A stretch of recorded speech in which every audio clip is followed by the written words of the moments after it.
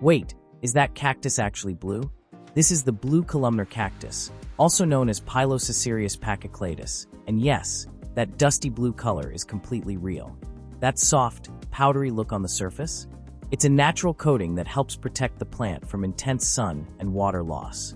So if you touch it too much, you'll actually rub that coating off. And those golden spines?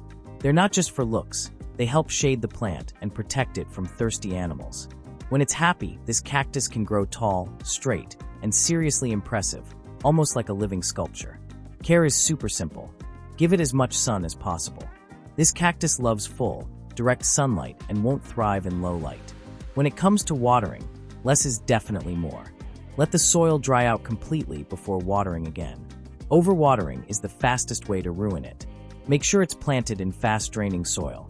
In my case, I use a mix of about 50% cactus mix, 30% perlite, and 20% coarse sand to keep everything nice and airy and prevent excess moisture. With the right care, it grows steadily and can become a bold architectural centerpiece in your garden or home.